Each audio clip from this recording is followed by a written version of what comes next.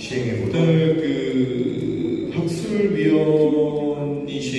지금 권현정 교수님께서 주제 발표 의뢰라든가 이런 것들을 잘 해주셨고, 더불어서 토론을 6분에게 부탁을 드리는 게, 제가 지금 다른 학회 정보도 해보고 편집위원도 해보고 여러 가지 해봤지만 대단한 섭외력과 그다음에 추진력으로 여러분들에게 아마 토론을 부탁을 드렸던 것 같습니다. 토론은 총 자료집에 있는 것처럼 6분이 준비를 해주셨는데, 오늘 그 방송배 보건복지부 통합돌봄 추진단장님 혹시 오셨나요? 어떻게 토론을 해주실 수 있으실까요? 이따가 예, 간단하게 말씀 한번 부탁을 드려보도록 하겠습니다. 그러면 일단 그 임정미 교수님, 황마열 교수님, 권진희 박사님, 그다음에 김혜성 연구위원님, 그다음에 최명화 통합사례 관리사님 자리에 좌석을 좀 이쪽으로 나와주셔서 자리에 임해주시면 좋을 것 같습니다.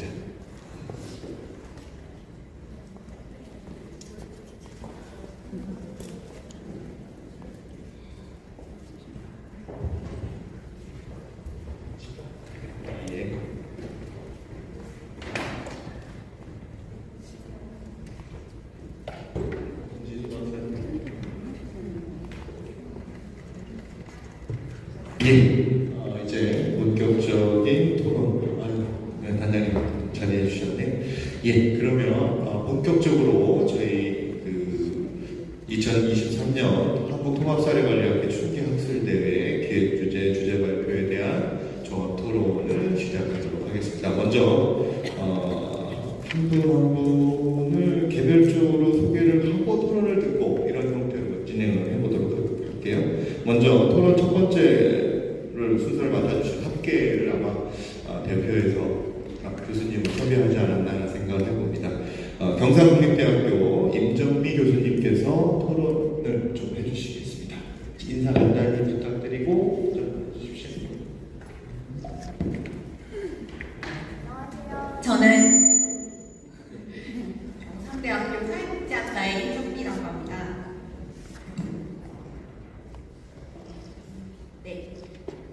오늘 이분의 그 발제자의 그런 발표를 잘 들었습니다. 실제 그 지역사회 통합 돌봄이 현장에서 잘 작동하기 위해서는 돌봄 이론과 가치가 어떤 것들이 필요한지 또 개선되어야 할 정책적 과제는 무엇인지가 중요했었는데, 그런 것들을 통합적으로 잘 이해하고 확인할 수 있는 기회였습니다. 특히 지역사회 통합 돌봄이 단순히 서비스 내용과 전달 체계를 통합하는 것에서 벗어나 정보와 기술, 그리고 인력, 재정, 전환, 제도, 돌봄 이념의 통합을 모두 포괄한다라고 하는 것을 잘 이해할 수 있었습니다. 우리 모두는 다른 누군가로부터의 돌봄을 필요로 하고, 또 누군가의 돌봄을 받으면서 생을 마감한다는 점에서 지역사회 통합 돌봄이 제도화되고 또 현장에서 잘 정착하도록 지원하는 것은 돌봄에 대한 사회적 책임을 뜻하며 돌봄의 무임승차를 방지하고 연대적 사회를 회복시키는 일과 밀접한 관련이 있다고 보여집니다. 그리고 돌봄의 공적 가치를 높이기 위해서는 보다 많은 사람들이 돌봄 책임의 분배를 다루는 과정에 적극적으로 참여하는 것이 필요해 보입니다. 그러한 의미에서 오늘 이 자리는 매우 뜻깊은 자리라고 생각합니다. 구축되어야 합니다. 즉 단순한 전달 체계의 통합에서 벗어나 가장 높은 수준의 권한, 재정, 정보, 인력, 제도 등의 통합과 연계가 필요한데, 이를 위해서는 무엇보다 돌봄 서비스를 제공하는 돌봄 주체의 다양함 및 돌봄 주체 간 연대, 그리고 돌봄에 대한 원칙과 가치 공유가 중요하다고 생각합니다. 지역사회 통합 돌봄을 추진하는 지자체의 행정 인력은 컨트롤 타워로서 의료, 보건, 돌봄, 주거 등 다양한 서비스를 제공하는 공급 주체들이 자발적인 참여를 독려하고 각 서비스를 통합 조정해 가는 역할을 담당해 가야 할 것이라고 생각합니다. 개별 서비스들의 역할과 범위를 조정하고 효율적으로 배치하기 위해 국가와 지자체는 지역 전체를 바라보는 전문 행정가를 이러한 의미에서 발제하신 내용에서처럼 사회 서비스원이 중심적인 역할을 하며 시군구 돌봄 본부를 구축하고 통합 돌봄에 관한 전문 인력, 시군구 공무원, 보건소 공무원, 공보공단의 사례관리 인력, 전문 코디네이터 등을 구성하는 것은 지자체의 책임행정과 민간 협력을 위한 거버넌스를 구축한다는 점에서 매우 중요한 부분이라고 생각합니다. 다만 이 인력 중에서 공무원 인력의 경우는 인사이동 등이 일어날 수가 있어 업무의 책임과 지속성, 연계성을 어떻게 향후 확보해 갈 수 있을지에 대한 고민이 필요해 보입니다. 두 번째로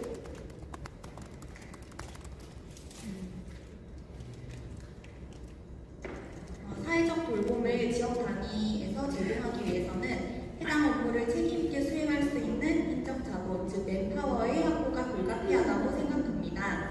지역사회 통합 돌봄은 사람과 사람을 연결하는 것이므로 시스템만을 구축하는 것으로 사업이 원활하게 추진되기 어렵다고 할 수 있습니다. 통합 지원을 실질적으로 수행하게 될 인력 확보가 상당히 중요한 이유입니다. 인구 감소가 본격화되고 있는 시점에 역량 있는 인재를 확보하는 것은 매우 중요한데 역량 있는 인재를 확보하는 방법으로 저는 여러 가지 제안들 중에서 첫 번째로 다학제적 시점을 지닌 전문 인력을 양성하는 것, 그리고 지역민을 함께 보호하고 도와줄 수 있는 의식 높은 지역민을 양성하는 것, 그리고 공유 인프라를 확대하는 것이 필요하다고 생각합니다. 구체적으로 다학제적 시점을 지닌 전문 인력을 양성할 때 교육 과정이나 커리큘럼을 지금보다 다양하게 체계화할 필요가 있어 보입니다. 예를 들어서 사회복지사를 양성할 때 복지 요양 업무 이외에 의료나 보건, 법률적 지식을 획득할 수 있는 교육 과정을 개편하거나 타 학문과의 협정 공유에 기반한 부수적인 취득의 기회를 제공한다거나 또는 서로 다른 직종 간 배경 지식과 학문적 지식의 차이나 이해 부족을 줄이기 위한 대안 등을 고민해 보아야 할 시점이라고 생각합니다. 또 재택의료 요양 체계를 구축함에 있어서도 의료 돌봄 직종 간 연계가 중요한데 특히 일본의 경우에는 재택의료 요양과 관련된 체계를 조성하는 것을 방해하는 것들로 의료와 돌봄 관계자 간 의사소통의 기회가 적고 또 서로의 업무를 잘 모른다는 점, 또 같은 의사라도 재택에서 일을 하는 의사와 병원에서 일을 하는 의사 간 연계가 부족하고 또 서로의 업무를 잘 모른다라고 하는 그런 점들이 다직종 연계를 방해하는 요인으로 우려되고 있습니다. 그 외에도 제가 장기요양기관이 장애인 활동 지원 서비스를 병행해서 제공할 수 있도록 수행기간 지정을 완화하는 등의 인프라 공유 등이 필요해 보입니다. 세 번째로는 현재의 제도는 노인의 건강 및 기능 상태와 관계없이 재원에 따라 정해진 한도로 정량의 서비스를 제공하는 경우가 많습니다. 지역사회 통합 돌봄을 성공적으로 진행하기 위해서는 서비스 제도 및 장소에 관계없이 동등한 돌봄 욕구에 대한 동등한 돌봄 자원 할당을 어떻게 할 것인지가 매우 중요해 보입니다. 예를 들어서 노인의 사회적 입원 감소와 시설 입소를 줄이기 위해서는 병원 시설에서 받는 서비스를 지역에서도 동일하게 받을 수 있도록 전달 체계를 구축하는 것 이외에도 이용자나 가족의 그런 희망에 따라 필요한 만큼 서비스를 받을 수 있도록 하거나 또는 시설에서 받는 다양한 서비스를 지역에서 받을 수 있도록 서비스를 다양화해 나가는 것이 중요합니다. 하지만 그 국가나 지자체가 제공할 수 있는 공공 서비스 양 제한되어 있기 마련입니다. 따라서 지역사회 통합 돌봄을 구축함에 있어 공적 영역에서 더 나아가 민간 영역의 서비스 공급을 어떻게 확보해 나가는가가 매우 중요한 부분이라고 생각합니다. 그러한 점에서 발제자님께서 말씀해 주신 동등한 돌봄 욕구에 대한 동등한 돌봄 자원 할당을 추진하는 것은 매우 매력적이면서도 어려움이 수반되는 작업으로 생각되는데요. 혹시 이에 대해서 구체적으로 고민하고 계시는 것이 있으시면 말씀해 주시면 감사하겠습니다. 그리고 네 번째로는 돌봄이 그런 사회적 책임을 강화하기 위해서는 돌봄 제공자에게 가해지는 착취를 묵인하고 방관하는 사회 제도가 개선될 필요가 있다는 점에서 지역사회 통합 돌봄 추진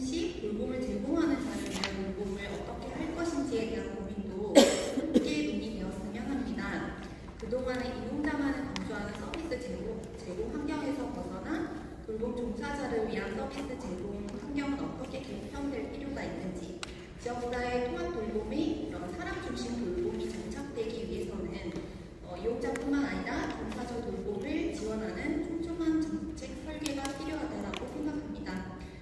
그러한 점에서 박인하 교수님께서 발제해 주신 원고에서는 서비스 제공자와 서비스 이용자 모두 서비스 제공 과정에서 발생할 수 있는 다양한 유형의 안전사고와 착취 그리고 폭력을 미연에 방지할 수 있는 보호 장치를 지역사회 통합 돌봄 내에서 함께 생각하고 고민해 나갈 필요가 있다라고 의견을 게시해 주셨습니다. 사건 발생에 대한 책임이 서비스 제공자나 이용자뿐만 아니라 공적 영역이 함께 분담하는 체계가 필요하다는 점은 앞으로도 적극적으로 논의가 필요한 중요한 이슈라고 생각합니다.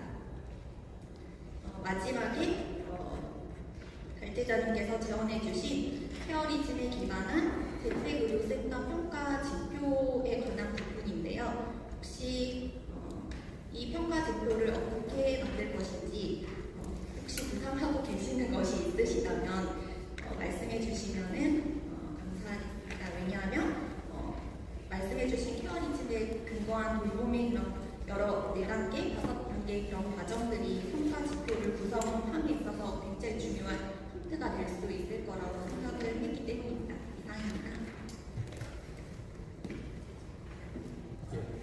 예, 정확하게 시간을 10분 다 맞춰주셨습니다. 제 말씀 아까 못 드렸었는데 지금 저희 6분 토론자분들께서 10분 정도의 토론 시간을 맞춰주시면 플로어와 그다음에 답변 발표하신 분들의 답변을 들을 수 있을 것 같고요. 지금 우리 임정미 교수님께서 좀 기획 주제부터 발표하신 분들의 어떤 쟁점별로 질문을 주셨던 것 같습니다. 그래서 발표하셨던 분들이 그 질문에 대한 내용들을 좀 정리해 주시면 감사하겠습니다.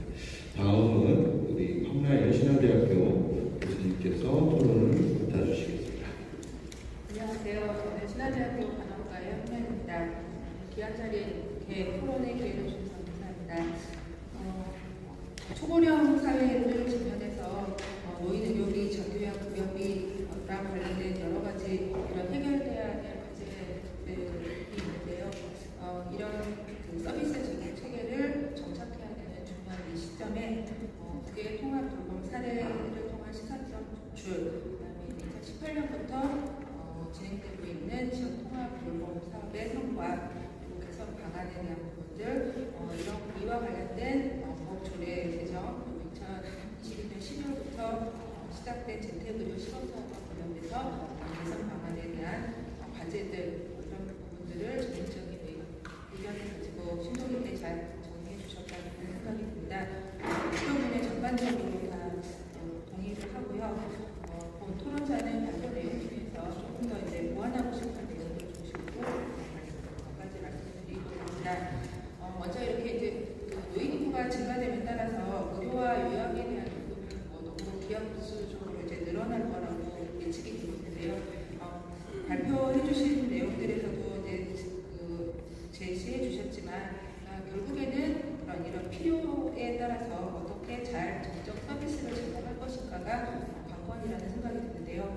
그래서 구단에서 지금 진행하고 있는 통합 판정 도구 개발 사업은 굉장히 의의가 있다는 생각이 들고 의료와 필요를 정말 탄원한 근거를 가지고 잘 구분을 한 후에 그거에 맞는 서비스 제공 체계, 전달 체계를 마련하는 것은 매우 중요하다고 생각합니다. 앞에서도 여러 분이 발표하셨던 내용에서 나왔지만 사회적 입원이라든지 요양병원과 요양시설 간의 이런 기능이 적절하지 않은 것, 또 이제 재가와 시설 간의 이런 대상자의 정확성이 구분되지 않는 여러 가지 이런 해결돼야 될 과제들이 이런 통합 판정 도구를 통해서 조금 더 명확하게 구분되었으면 좋겠다는 생각이 듭니다. 물론 이제 그 서비스 제공자 입장에서 선택권이 있기 때문에 본인이 병원을 가고 싶다, 시설을 가고 싶다를 정확하게 원하는 서비스를 선택할 수 있는 권한도 있지만 지속 가능한 서비스를 운영하는 입장에서 본다라면 의료와 요양 필요도에 됩니다. 이런 관점에서 봤을 때 정말 그 의료가 필요해서 요양병원에 가야 돼 또는 요양시설에 가야 돼 했을 때 정말 믿고 내가 요양병원이 아니라 시설에 가도 적정한 서비스를 받는다 또는 재가에 있어도 적정한 서비스를 받는다라는 신뢰가 구축이 되어야 된다라는 생각이 듭니다.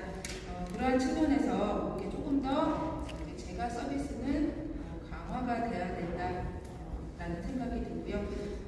그런 맥락에서 또 2022년 작년 12월부터 시작되고 있는 재택의료 서비스는 더더욱이나 이런 복합적 의료 요구를 가지고 있는 대상자들의 의료 요구를 충족시키는 데 매우 의미가 있는 사업이라는 생각이 듭니다.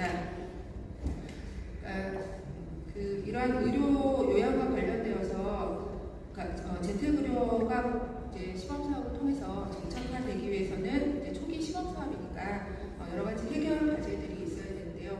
앞에 이제 재택의료 발표해 주신 교수님도 말씀을 하셨지만 이 재택의료 사업의 과연 목적이 무엇일까 인데요.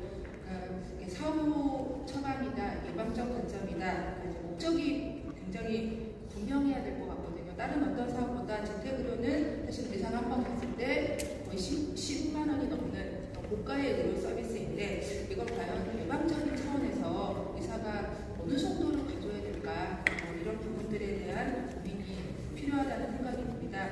이제 그렇다라고 하면 재택의료 사업은 정말 거동이 불편한 사람들이 병원을 못 가는 그런 분들의 조금은 초점을 맞춰야 되는 건 아닌가라는 개인적인 생각이 좀 들고요.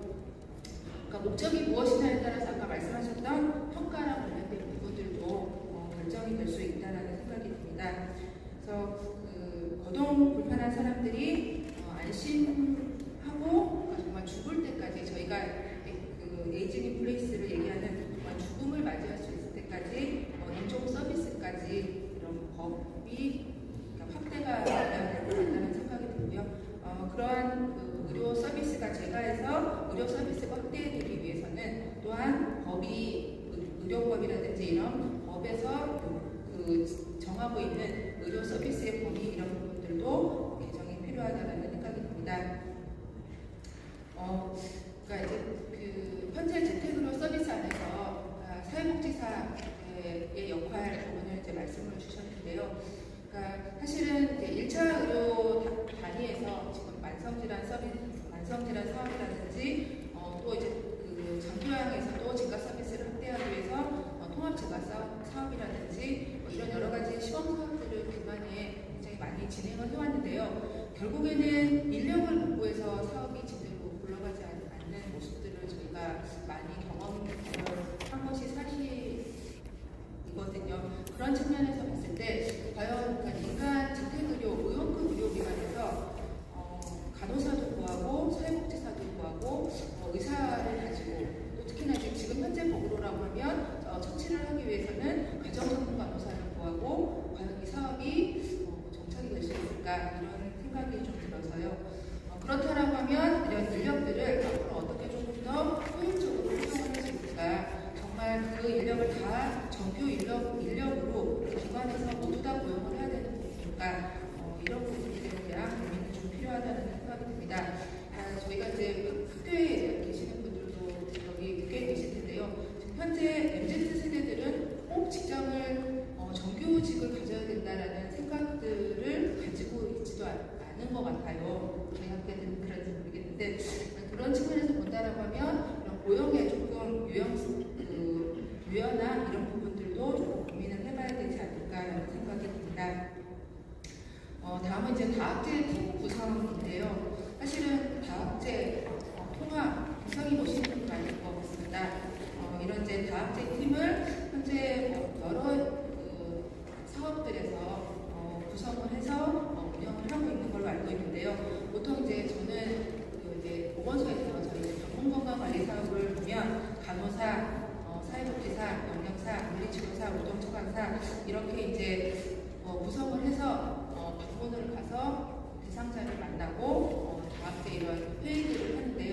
똑같은 대상자를 가서 보더라도 실제로 전공에 따라서 정말 다른 문제들을 도출을 하는 모습을 경험을 하게 되는데 그래서 정말 이렇게 이용자를 중심으로 전체적으로 다학제 팀의 접근은 정말 좋은 접근이구나라는 생각이 드는데, 그런데 사실 저희가 간호나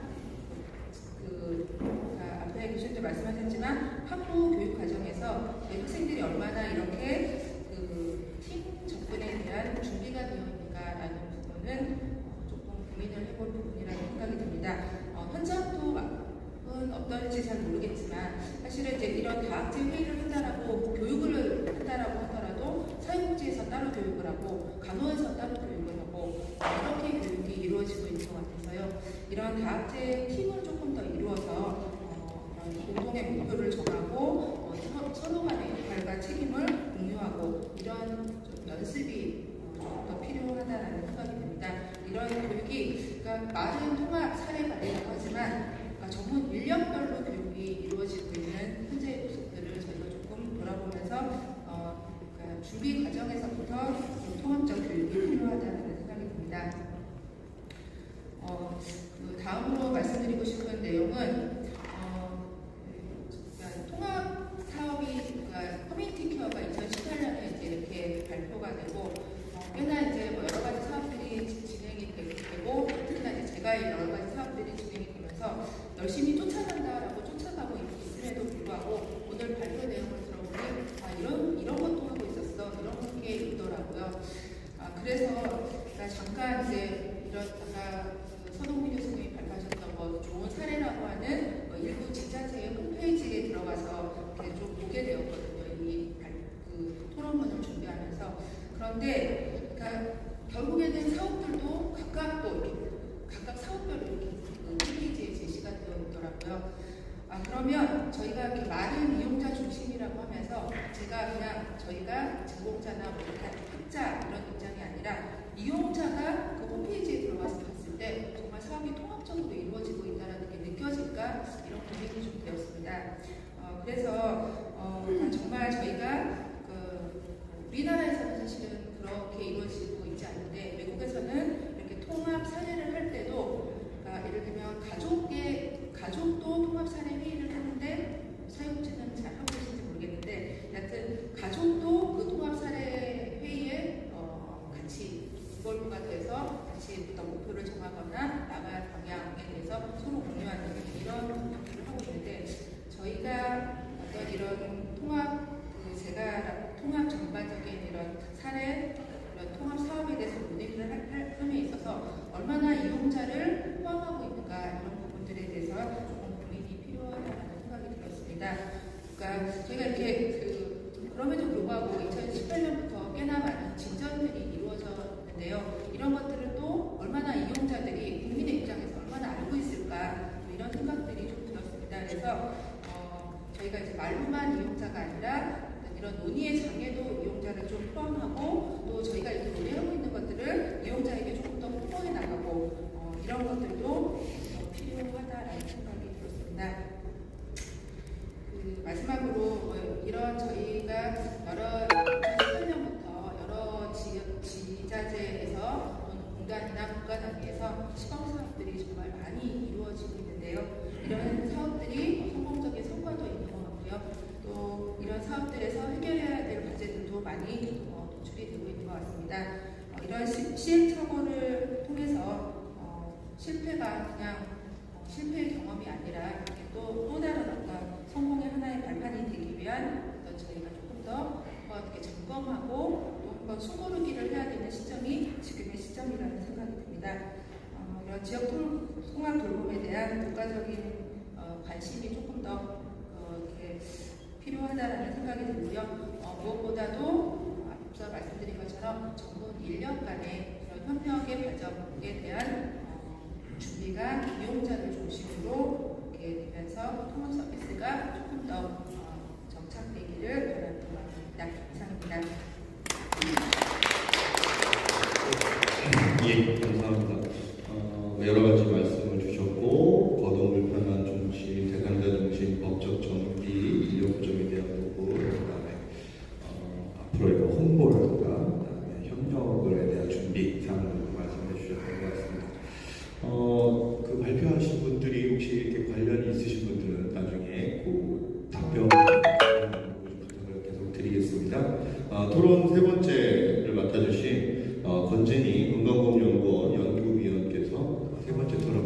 부탁드리겠습니다. 네, 세 번째 토론을 맡은 국민건강보험공단 건강보험연구원의 장규학을 연구하고 있는 권진이라고 합니다. 저는 이제 그 주제 발표 세 가지 가운데 두 번째, 세 번째 주제 발표에 대해서 토론을 하겠는데, 그 첫 번째 주제 발표에 대해서 저도 사실은 여기 와서 오늘 통합 사례 관리와 사례 관리의 어떤 법적인 의미에 대해서 좀 알게 되어서 좀 의미 있었다고 생각이 듭니다.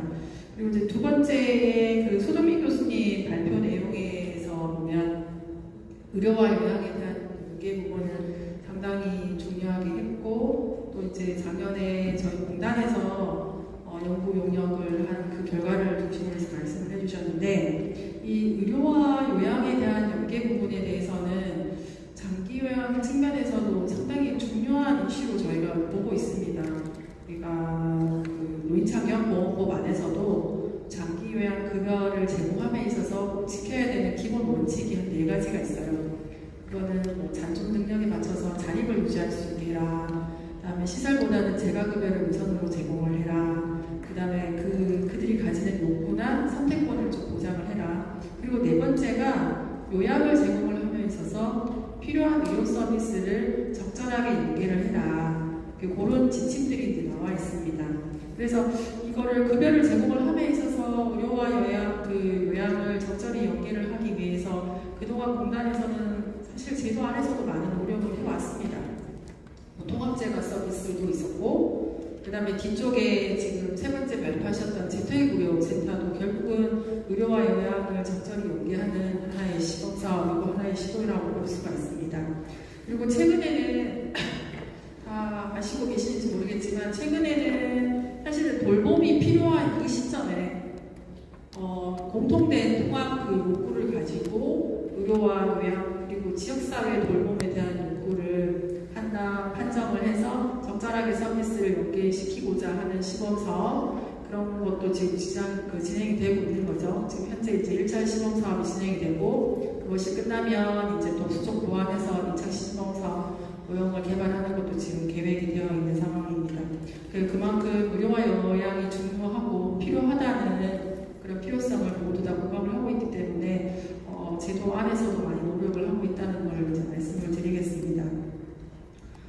지금 뭐 손원민 교수님 아까 보니까 뭐 가시는 것 같긴 하는데, 이게 그 손원민 교수님께서 그 연구 용역한 결과를 요약해서 잘 발표를 해주셔갖고 오늘 이해를 하는 마음은 도움이 되셨을 것 같긴 한데, 저는 거기에서 지자체 전담 조직, 뭐 건강보험에서 건강과 요양의 연계 조직이라는 표현이 있는데, 그런 부분들이 어떤 의미를 하는지, 사실은 이게 뭐 별도의 조직을 만들자고 하시는 건지, 아니면 기존에 있는 각각의 조직에서 좀 기능을 전부 더 강화시켜서 하시자는 건지, 그런 궁금증이 좀 있었고, 오늘 토론문을 작성을 하면서 가장 큰 궁금증은 그런 부분이었습니다.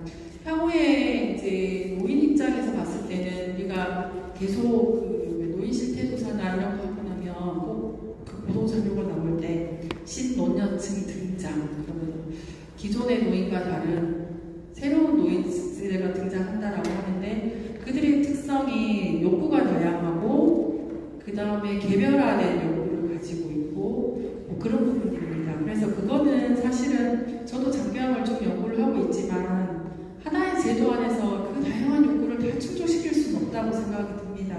그래서 우리가 흔히 쓰고 좋아하는 이 연계라는 말을 잘 쓰고 있는데, 이 연계가 쉬운 일이 아니기 때문에 쭉 우리가 학회에서도 연계라는 키워드로 학회를 많이 하고, 정책에서도 이 연계라는 말을 이제 가장 쓰고, 또 저희가 참 끊임없이 노력을 하고 있는 부분이긴 한데, 이 의료와 요양에 대한 연계 부분에 대해서도 이것이 정말 활성화되고 자리를 잡기 위해서는, 저도 정답은 잘 모르겠지만 이용자 입장에서도 연계를 잘 받았을 때 뭔가 메리트가 확실히 있어야 된다고 보여집니다. 어떤 미충족 욕구를 정말 확실하게 충족시킬 수 있거나, 그다음에 공급자 입장에서도 연계를 하기 위한 어떤 노력을 했을 때는 적절한 보상이 있어야 되기는 한다고 저도 느껴지는데, 이게 어느 수준인지 어느 재원에서 나와야 되는지까지는 좀 더 많은 고민이 필요하다고 생각이 듭니다. 들고, 그 다음에 이용자나 공급자가 공통으로 이용할 수 있는 정보 시스템이 또 확실히 구축이 되면 이 연계가 더 활성화되고 자리 잡지 않을까 좀 생각은 듭니다. 저도 사실은 이 부분에 대해서 깊이 고민한 바는 없어서 정답은 저도 좀 말씀드리기는 어려운 부분이기도 합니다. 그 다음에 재택의료센터 부분인데 이 재택의료센터는 작년 겨울이죠. 12월부터 시작이 돼서 이제 지금 진행이 되고 있는데 어제 다른 회의 자리에서 그 담당 실장님한테 들어봤더니 다른 의료기관에 지금 참여하지 않은 의료기관에서도 향후에는 참여하고 싶다라고 하는 그 문의 전화가 올 정도로 좀 많은 관심을 보이고 있는 사업인 것 같아요. 그래서 이것이 이제 좀 잘 정착이 되었으면 하는 바람이 있긴 합니다. 그래서 이 시범 사업에 대해서는 우리가 작년 12월부터 이제 올 11월까지 1차 시범 사업이 추진이 될 건데, 그 시범 사업 평가를 저희 연구원이 저희 실에서 담당을 하고 있습니다. 그래서 담당을 하고 있는데 1년치를 다 평가할 수는 없는 거고 지금 연구 기간상. 그래서 단기적인 성과 포함해서 전체적으로 투입 과정 산출 그 논리 모형에 근거해서 그 시범 사업의 전반적인 운영 과정과 의료 이용 변화라든가 그런 부분들 포함해서 단기 성과까지 우리가 지금 평가할 계획이고, 그거는 올 연말 되면 이제 공개가 될 건데, 그 시범 사업 그 평가 결과 첫 번째 하는 거고, 그렇다 보면 많은 또 수정 보완이 필요한 부분이 분명히 있을 거라고 생각이 됩니다. 수정 보완이 되어야 되는 부분이 있고, 또 일부에서는 왜 재택의료센터 시범 사업을 장교양에서 합니까? 라고 하는 얘기도 있을 수가 있어요. 이거는 이제 거동 불편한 노인이 의료를 이용을 못해서 요양병원에 가거나 요양시설에 가는 것을 막아서 그들이 그래도 본인이 살고 싶은 곳에서 살도록 우리가 좀 도와주자라는 측면에서 저희가 지금 장기요양 영역에서 하고 있는데, 1차 시범 사업에 대한 어떤 전반적인 평가와 그 다음에 타 제도에서 하고 있는 유사 서비스들과 또 어떻게 그 기능 정립을 할 건지에 대한 종합적인 검토를 해서 결국에는 이것이 이제 제가 수급자가 제가 해쭉 본인이 살고 있고 싶을 때까지는 살 수 있도록 지원을 해주는 것을 목적으로 하기 때문에 그 목적이 달성할 수 있는 방향으로 지속적으로 논의하는 것이 좀 필요하다고 생각합니다. 네, 그렇게 토론을 마치겠습니다. 예, 감사합니다. 시간을 1분 아껴주셨습니다. 전반적으로 좋은 말씀을 주셨는데, 연계조직, 서경민 교수님께서 의공치 않게 토론이 있으셔가지고 자리를 비우신 것 같아요. 어떤 조직이 필요한지에 대한 부분, 그다음에 신고령층에 대한 욕구 개별과 다양화에 대한 그런 말씀 주셨었는데, 실제 병원당에서 이제 호텔 캘리포니아나 이렇게 레미미디어 팝송이 흘러나올 것 같아요. 트로트가 아니에요. 그렇죠? 그런 부분에서 근데 이제 요양이나 의료에 대한 요건은 공통적이지 않을까라는 생각도 좀 들긴 하는데, 그런 질문에 대한 답변이 서경민 교수님께서 안 계셔가지고 혹시 다른 답변이 가능하면 좀 부탁을 드려보도록 하겠습니다. 토론 감사드리고요. 네 번째 토론을 맡아주신 한국보건사회연구원 부연구위원이신 김혜성 목사님의 토론을 듣도록 하겠습니다. 부탁드립니다. 네, 안녕하십니까. 한국보건사연구원의 김혜성입니다. 저는 복지 전달 체계, 복지 거버넌스 쪽을 주로 연구를 하고 있고요. 오늘 이 자리에서는 김관병 교수님의 통합사례 관리에 대한 법제 검토에 대한 발표를 중심으로 좀 토론을 할까 합니다. 우선 사실은 그 법률과 조례에 대해서 이렇게 통합사례 관리에 대해서 좀 기본적 검토를 한 시도 자체가 사실은 거의 최초의 시도이고, 그 자체로 의미가 있다고 생각이 듭니다. 더군다나 좀 비판적인 것들을 많이 담아주셔서 앞으로 이 분야의 이제 연구에 큰 초석을 좀 만들어 주신 게 아닌가라는 제 개인적으로 의의 부여를 하고 싶고요.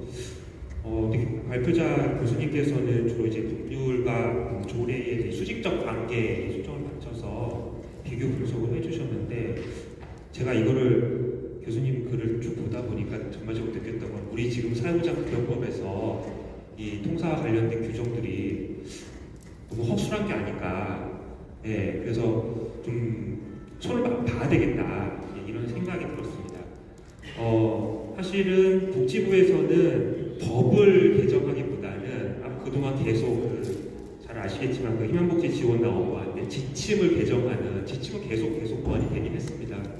그랬는데 지침만 가지고 저희가 지금 현장에서 제기되는 다양한 이슈나 이런 쟁점들을 해결하는 데 분명한 한계가 있고 좀 법률적인 근거를 좀 명분화해서 우리 현장에서 지금 통사 선생님들도 많이 오신 걸로 알고 있는데 정말 우리 통합사례관리가 좀 더 많은 성과를 내고 일하시는 우리 선생님들이 좀 더 보람을 느낄 수 있게끔 해야 되지 않을까 그런 생각을 합니다. 그런 맥락에서 지금 교수님 발표하신 논문의 그 소목차에 따라서 제가 저도 현장에서 좀 관련 연구를 하면서 느꼈던 것들 중심으로 좀 정리를 해봤습니다. 첫 번째는 이제 통합사례관리 목적 및 개념 정의인데요. 이제 그 원고에서도 있는 것처럼 지금 급여법과 희망복지지원단 그 지침상에서는 통합사례관리 정의가 공공과 민간의 급여 및 서비스를 통합적으로 연계하고 제공하는 것으로 되어 있습니다. 근데 이 희망복지지원단 업무하는 지침을 보면은요, 되게 흥미롭게도 이 통합사례관리의 중점 목표를 복지욕구 및 경제적 여건을 고려하여 빈곤계층의 탈빈곤, 빈곤 예방을 중점 목표로 설정을 하고 있습니다. 고용복지 연계의 중점 이런 식으로까지 좀 표현이 되고 있는데 사실은 이 통사에 대해서 그 복지부 분야에서도 처음 접할 때 공무원 선생님이 뭐라고 얘기를 하시냐면은 통사는 경제적 지원 중심으로 하는 게 아니냐 이런 얘기를 하거든요. 사실 현장에서 하고 있는 일하고 괴리가 상당히 큰데도 저도 이제 조금 이제 들은 바가 있어서 아니 통사에서 그것만 하는 게 아니다 이렇게 제가 설명을 할 때도 종종 있었습니다. 그래서 이거는 지금 우리 괴리가 상당히 있는 것 같아서 좀 수정이 좀 필요한가 이런 생각이 들고요.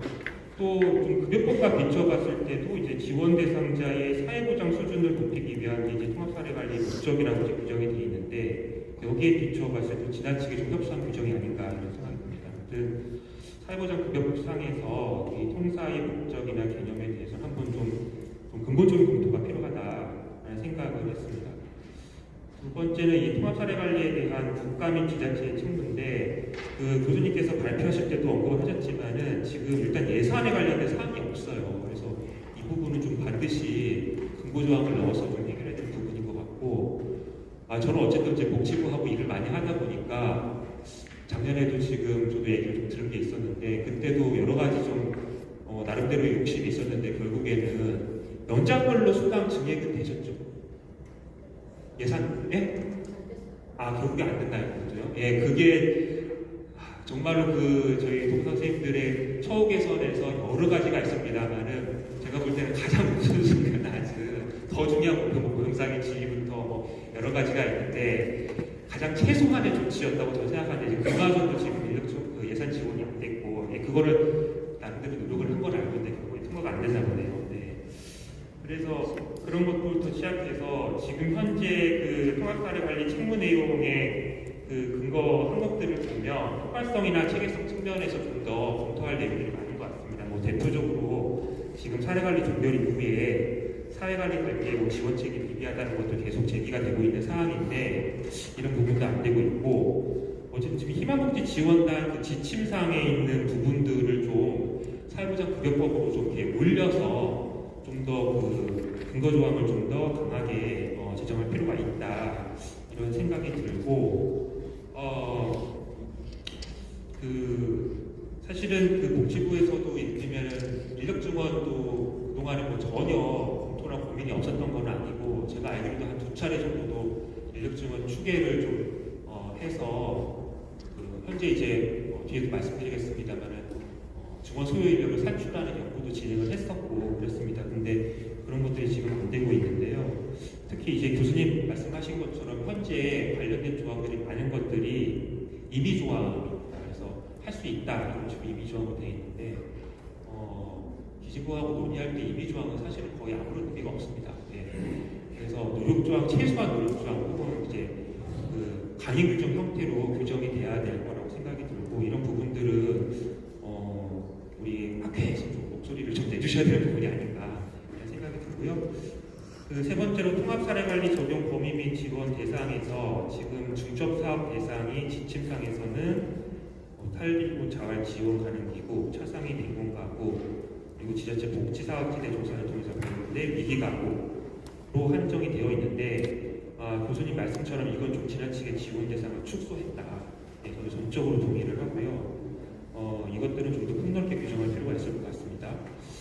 그리고 또 하나 우리나라 이제 공공부문 사례관리 체계가 이 통사뿐만이 아니라 드림스타트 의료급여 사례관리, 방문건강에서 또 사례관리도 있고 중독 사례관리, 정신건강 사례관리 이렇게 상당히 세분화가 되어 있습니다. 이게 각 정책제도상에서의 근거법령에서 사례관리 체계를 규정하다 보니까 굉장히 세분화된 형태가 되어 있고 이거를 좀 연계 통합을 해야 된다는 이슈 제기는 사실 전혀 없었던 건 아닌데 이 부분이 지금 저는 뭐 제도 통합을 해야 된다는 얘기는 아니고요. 적어도 좀 조직적으로 지자체에서 일을 할 때 의뢰나 아니면 서비스의 연속성이나 아니면 각각 가지고 있는 자원의 공유나 이런 측면에서는 좀 적어도 한 부서 내에서 좀 이 일이 좀 통합적으로 수행될 필요가 있지 않나 이런 생각을 가지고 있습니다.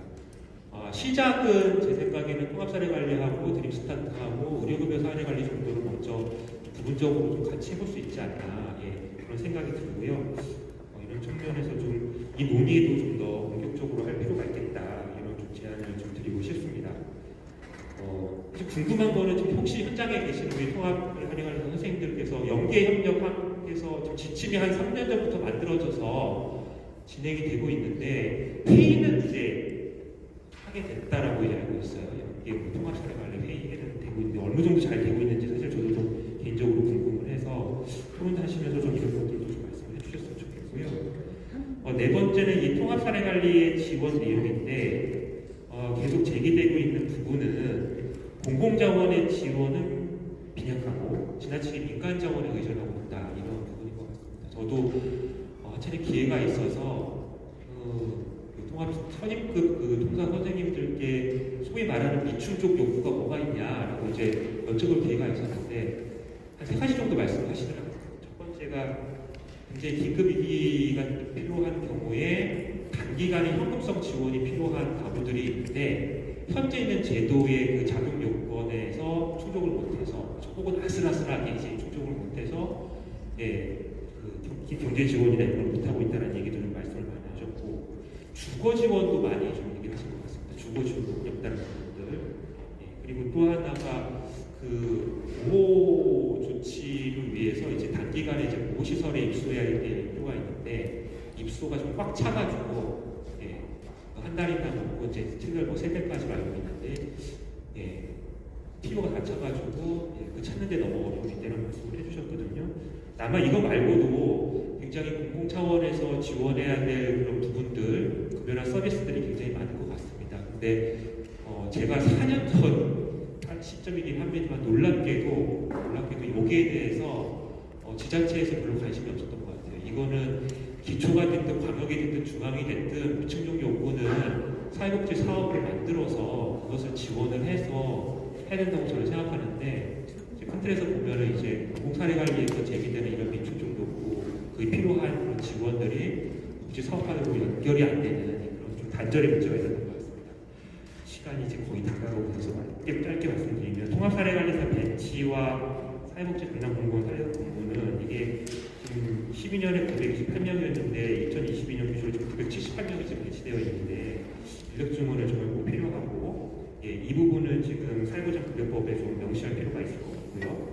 지역사회 협력체계 구축과 관련해서 이제 대표적인 그 이제 논의 기구가 시군구 지역사회보장협의체에 있는 실무분과의 통합사례관리국가입니다. 여전히 전국 220개 세종시 포함해서 지자체에서 30% 정도가 이 관련 기구를 설치 운영하고 있지 않습니다. 잘하고 못하고를 떠나서요. 운영도 아직 되지 않고 있고 예산 지원은 앞서 말씀드린 것처럼 사회보장급여법에 명문화하는 게 필요하고 지금 1,500만 원 정도 연간 지원을 하고 있는데 이건 턱없이 부족한 금액이라고 저는 생각을 하고 있습니다. 끝으로 지금 통합사례관리의 위상제고라는 표현을 썼습니다. 어쨌든 저희가 공공사례관리를 어쨌든 최초로 희망복지지원단을 설치하면서 시작하게 됐고 읍면도 복지원과 하면서 이제 읍면동에도 그 사례관리를 이제 한 하는 업무가 좀 공식화되어 있는데요. 근데 여전히 조직 인력 그리고 예산 이런 측면에서 우리 통사 희망복지 지원단이 중심적인 위치에 있는 것 같지는 않습니다. 대표적으로 희망복지 지원팀의 팀장이 이제 보통 이제 공무원 팀장인데 글쎄요 오늘 계신 분들에 계신 지자체는 어떤지 모르겠습니다만은 사회복지직 계열이 팀장이 아닌 경우도 굉장히 이제 많아요. 네. 그리고 팀장 자리가 보통 이제 6급 공무원의 자리인데 6급 공무원이 아닌 경우도 7급이 이제 배치되는 경우도 임용되는 경우도 있다고 그렇습니다. 이게 조직 안에서의 지금 통사의 위상을 알려주는 여러 가지 이제 지표들인데요. 어쨌든 굉장히 다양한 이슈가 있습니다. 어쨌든 지역사회보장 체계에서 이 통사가 가지는 중요한 의미를 좀 많이 좀 부각을 시켜주고 해서 좀 근본적인 위상을 좀 제고해야 되지 않을까라는 생각을 합니다. 네, 이상입니다.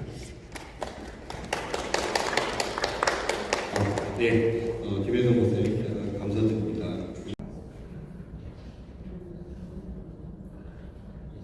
되는 것 같습니다. 들리시죠? 네. 우리 김 박사님이 계속 복지부 얘기를 하셔가지고 아주 부담스럽게 이러셨습니다. 뭐 다행인지 아닌지는 모르겠지만 제가 이제 그 업무는 좀 예전에는 했었는데 지금은 하지를 않고 있습니다. 그래서 하여튼 지금 뭐 말씀 주신 내용 우리 현장에서도 고생하시고 계신데 그런 부분이 있다는 것을 저희도 이제 알고 가서 또 저 들어가서 말씀 전달을 하도록 하겠습니다. 그리고 제가 이제 우리 복지부 동향을 조금 말씀을 드리고 싶은데요. 말씀드리기에 앞서서 죄송하다는 말씀드리겠습니다. 우리 좌장을 맡고 계신 최 교수님을 비롯해서 여러분들한테 제 토론 자료가 없거든요. 보통 정부 측에서 나오면 토론문을 잘 안 드려요. 그래서 그냥 현장에 와서 동향이라든가 이런 부분을 좀 말씀드리다 보니까 토론문이 없어서 죄송하다는 말씀을 드립니다. 저희 쪽에서 이제 저희 그 통합돌봄 추진단이 하는 일은 임시 조직입니다. 저희가 정식으로 돼 있는 조직은 아니고 임시로 있는 조직인데 아까 이제 서승민 교수님이 쭉 살펴주셨어요. 선도 사업 그리고 또 선도 사업은 작년 12월 말로 끝냈습니다. 이제 종료를 하고 올해 7월부터 이제 새롭게 버전 2라고 아까 하시던데 이제 업그레이드 버전이고요. 여기에서는 주로 관심을 갖는 건 선도 사업에다가 해보니까 이제 의료 쪽이 좀 약하더라고요. 그래서 의료를 좀 더 여기다 보태는 작업을 하고 그리고 선도 사업은 주로 사업을 좀 추가로 이렇게 발굴하는 걸 중심으로 했었는데 이번 시범 사업은 전달 체계 그 전달 체계 중에서도 오늘의 주제인 이제 통합 사례 관리라든가 아니면 통합 지원에 대한 그런 것을 주로 이제 시범적으로 한번 적용해 보려고 합니다. 이런 논의들은 사실 오래전부터 얘기가 됐었고 우리 시범 사업만 해도 벌써 18년부터니까 몇 년이 지났죠. 근데 앞으로의 계획이 그럼 시범 사업 언제까지냐? 25년까지 계획되어 있습니다. 그러니까 전국 확대는 26년 이후를 이제 보고 있는 거죠. 그렇게 이제 굉장히 천천히 가고는 있습니다. 근데 그래도 나름 이런 분야에 대해서 복지부에서 되게 중요하게 생각하고 있고요. 또 앞으로 이제 초고령 사회에 이렇게 가게 되면 노인 인구는 정말 현재 행정 체계라든가 우리가 추진하고 있는 방식으로는 감당이 안 될 수준의 그런 많은 정책이 이제 필요가 합니다. 그렇다면 지금 현장에는 인력이라든가 예산이라든가 이거 가지고 감당이 가능하냐? 그렇지 않다고 저희는 보고 있습니다. 그래서 이제 그걸 계속해서 연구하고 그걸 어떻게 해서 효율화할 것인가 이 부분을 이제 제가 맡고 있는 일이라고 할 수 있습니다.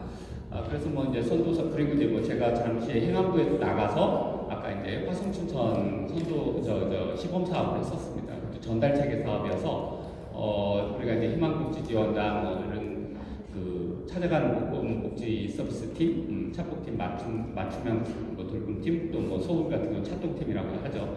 요 체계를 조금 달리 가져가야 될 수 있는 거 아닌가? 뭐 이런 논의도 지금 내부적으로는 많이 하고 있어서 그게 이제 화성춘천 사업으로 한번 조금 더 실험을 해봤었고 지금 또 추가로 그런 부분에 대해서 고민을 하고 있다는 말씀을 드리면서 그 중에서 이제 제가 오늘 말씀드릴 거는 아직 뭐 확정되지는 않았습니다. 근데 내부적으로 고민하고 있는 내용이 무엇이냐면 아까 이제 말씀드린 대로 사례 관리를 어떻게 통합적으로 하고 그게 대상자를 중심으로 해서 서비스가 통합적으로 이루어질까? 이 부분에 대한 부분이라는 걸 좀 말씀드립니다. 거기에서 이제 조금 우리는 지금 노인을 중심으로 한번 짜보고 있어요. 그래서 노인에 대해서 이렇게 생각하고 있는데 사업들은 엄청 많습니다. 아까 석재훈 교수님도 이제 주제 발표하실 때 기획 주제 하실 때 이렇게 말씀 주셨는데 다양한 사업들이 있거든요. 이제 전노세부터 해서 이제 고령화가 되면서 노세, 그 다음에 이제 호스피스까지 이어지는 그 상황 속에서 많은 서비스들이 이루어지고 있고, 또 저희도 보면 의료 쪽에서 봐도 요양병원, 뭐 방문진료소가, 만성질환, 뭐 요양 쪽에서 당연히 장기요양이죠. 그리고 건강관리 서비스도 보건소에서도 굉장히 많이 하고 있어요. 그리고 이제 돌봄 서비스는 우리 읍면동이라든가 시군구에서 역시 맞춤형 돌봄이나 사회서비스 여러 가지들이 하고 있죠. 이것을 어떻게 이제 갈 것이냐 부분인데, 우리가 이제 문제점을 삼고 있는 부분은 일단 굉장히 분절적이라고 봐요. 그래서 분절적인 게 뭐가 나쁘냐? 분절적인 게 나쁘다는 게 아니라 다양한 것은 좋다고 봅니다. 다만 그게 공통적으로 어디에서 같이 그런 사례들에 대해서 조사 또는 사례 관리한 부분이 공유되고 있지 않다는 게 문제인 거죠. 그걸 공유를 시켜야 되겠다는, 그 공유가 잘 안 되고 있다는 문제. 그리고 그러면 판단을 어떻게 하느냐? 각 사업별로 한단 말이죠. 맞춤형 돌봄 같은 경우는 복지관에서 하고, 보건소 사업들은 다 보건소에서 하죠. 장기요양은 당연히 거보공단에서 하고요. 그리고 그러면 이거에 대해서 그러면 이렇게 서비스들이 많이 갔을 때 어떠냐? 대상자는 좀 만족하고 있느냐? 그것도 아니더라는 거죠. 저 충청도의 어느 시 같은 경우는 78세 할머니이신데 11가지 서비스를 받고 있어요. 그런데 만족하지 못하고 있어요. 그런 부분들이 과연 괜찮겠냐? 그럼 지자체는 또 다양한데 연계해라 하는데 지자체 내에서도 칸막이, 솔직히 저희 복지부 내에서도 칸막이거든요. 그러니 오죽하겠어요. 지자체는 더 많은데 하부처도 있어요. 뭐 행안부, 국토부 다 이런 데서도 있고, 뭐 건보공단처럼 이렇게 또는 국토부처럼 또 다른 기관들도 다양하죠. 그래서 이거를 어떻게 바꿀 것이냐, 이 부분에 대해서 말씀을 이제 드리는 거고, 그 전달 체계를 입구 쪽과 출구 쪽을 어떻게 이어질 것이냐. 입구 쪽은 탐구는 좀 다양한 걸 여전히 하겠다. 접근성을 높이고 누구나 쉽게. 아까도 상담받을 권리를 말씀 주셨었는데 그 부분에 대해서 보장하기 위해서 창구는 다양하게도 돼. 그 조사하고 사례 관리한 내용이 어느 시스템에 DB로 쌓여서 그거를 공유할 수 있는 체계를 만들자. 이게 이제 입구 쪽입니다. 그리고 건보공단이나 이런 다양한 기관에서 가지고 있는 또 그 밖에 빅데이터들이 있지 않습니까? 요거를 같이 묶어서 가는 게 이제 통합판정입니다. 우리 권희 실장님이 또 그쪽에 가지고 계신 일이긴 한데, 이런 통합판정을 가져와서 복지 쪽에 다양한 부분까지 같이 쓰자. 심지어는 의료 쪽까지 같이 쓰자는 게 이번 시도입니다. 다들 이게 가능하겠느냐? 이행력 확보가 어렵거든요. 그래서 이제 그 부분을 그럼 전달 체계에서 그럼 어떻게 조직을 가져갈 것이냐? 읍면동 체계를 가져갈 것이냐? 또는 무슨 별도의 조직을 만들 것이냐? 아까도 뭐 질문 이제 서동민 교수님한테 하고 싶다고 하셨는데, 그런 조직에 대해서는 어떻게 가져갈 것이냐? 이거에 대해서 또 역시 고민을 하고 있고, 그리고 이제 뭐 케어 매니저 또는 케어 코디네이터 이런 부분에 대해서도 아까 이제 석재훈 교수님도 그런 말씀을 해주셨는데, 그 사람들의 역할과 역량 이건 또 어떻게 우리가 가져갈 것이냐. 여기에 이제 통합 사례관리사들 계시지만 이런 부분을 같이 연계해서 가는 부분에 대해서 고민을 하고 있다. 여기까지만 사실 말씀드리는데, 이제 그거를 위해서는 통합 시스템, 총괄 조직, 그 다음에 그런 통합 판정 체계, 이제 피로도 조사라든가 조사나 조사 표준화를 비롯해서 통합 판정 체계, 그리고 아까 얘기한 대로 사람, 이제 코디네이터라고 저희는 생각하고 있는데, 그 코디네이터를 어떻게 키울 것이냐, 이런 4가지 정도의 그런 고민을 하고 있다는 정도, 이 정도만 일단 소개를 해드리는 걸로 제 토론 시간을 마무리를 하도록 하겠습니다. 고맙습니다. 예, 복지부의 입장에서 정책 당국에서의 어떤 추진 과정이나 내용들을 가지고 말씀을 드리고 주셔서 좋은 토론을 해주신 것 같습니다. 추후에 현장에서도 말씀하시는 분 있을 때 의견을 주시면 좋을 것 같고요. 다음은 이제 끝으로 최명화 서울시 광진구 통합사례관리사님의 그 토론을 듣는데요. 저희 자료집이 이제 미처 지금 파악이 되셨는지 모르지만 17페이지가 약간 누락이 되어 있어요. 그래서 이 부분은 출판 방식에서 보완을 해주시기로 했고, 오늘 그 토론을 통해서 그 부분은 미리 말씀을 드리고 누락된 부분은 수정이 이루어질 것으로 보입니다. PDF 파일은 원자력 파일에 올라가 있으니까 혹시 나중에라도 그런 것들을 참조해 주시면 좋을 것 같습니다. 괜찮으시죠 지금? 예.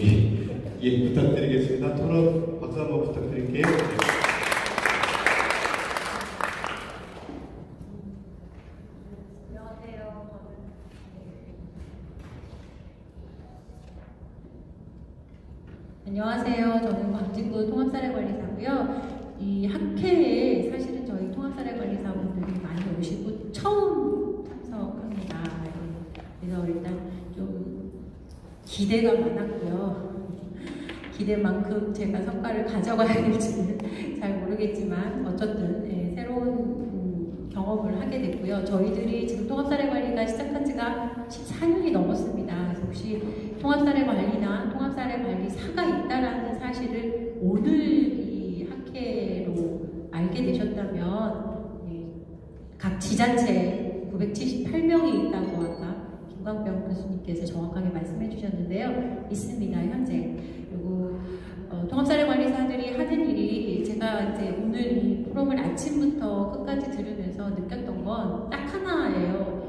저희가 이미 14년 전부터 하고 있었던 지역의 통합 돌봄부터 시작해서 케어부터 시작해서 서비스를 함께 같이 하고 있었고 공적 급여까지도 포함해서 영역을 넘어서 선을 넘어서는 안 되는데 선을 넘어가면서 같이 일을 수행을 하고 지금까지 좀 다져진 게 있었습니다. 그리고 처음에 저희도 시행착오가 꽤 많았었고요. 이런 학회를 많이 쫓아다니고 교육도 많이 다니고 교수님들로부터 슈퍼비전도 굉장히 많이 받고 나름 개인적으로도 개별적으로도 이렇게 공부들을 열심히 하시고 계세요.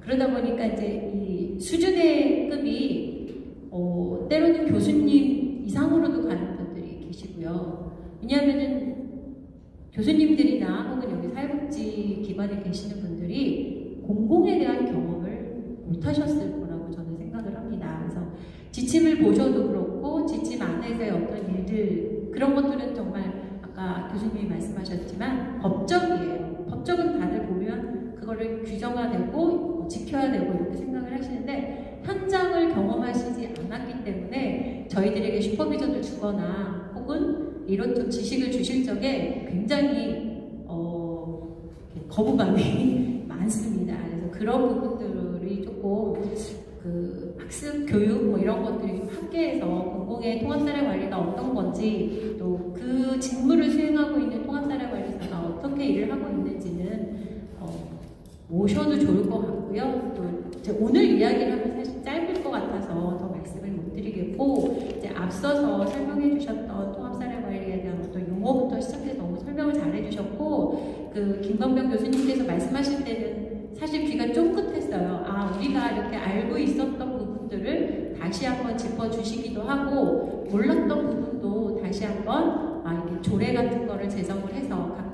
지구에서 이 조례를 좀 제정을 하면 저희들의 처우나 개선이나 혹은 저희들의 업무가 조금 더 지역 주민들의 요구에 맞춰서 잘 수행되지 않을까 그런 생각을 좀 하게 됐습니다.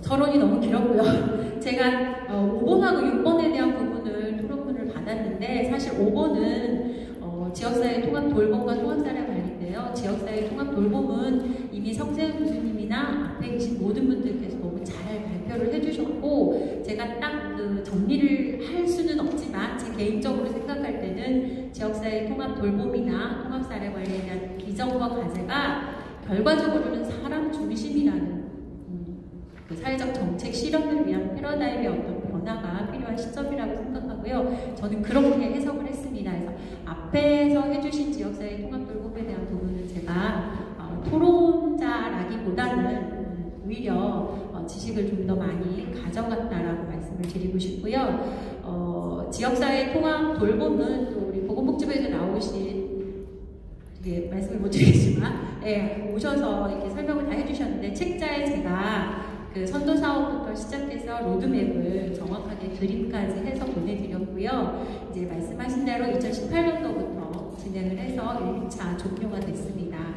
요거는 아마 참조하시고 보셨으면 좋겠습니다. 그리고 212페이지에 있는 그 돌봄 케어와 공공의 통합사례 관리에 대한 말씀을 드리고자 하는데 저는 사실 앞서 주셨던 자료를 보면서 이 혼란이 되게 많았어요. 돌봄 통합사례 관리냐, 저희가 하고 있는 통합사례 관리냐, 이게 굉장히 저한테는 의견과 혹은 생각하는 게 되게 좀 차이가 나서 오히려 질문보다는 제 의견에 전달하는 방식으로 말씀을 드리고 싶고요. 이 지역 돌봄은 사실 정해져 있어요. 대상자가 노인이 됐던 아동이 됐던 장애인이 됐던. 근데 통합사례관리사업은 사실은 아까 중점 대상자라고 축소가 됐다고 말씀하셨는데 그거는 중점 대상자가 축소가 됐지만 실제 대상자는 전 국민이 대상입니다.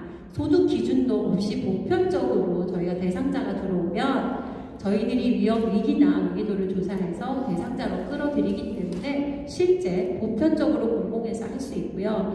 아시다시피 공공에서 들어가는 공공사회복지 서비스는 제한적이잖아요.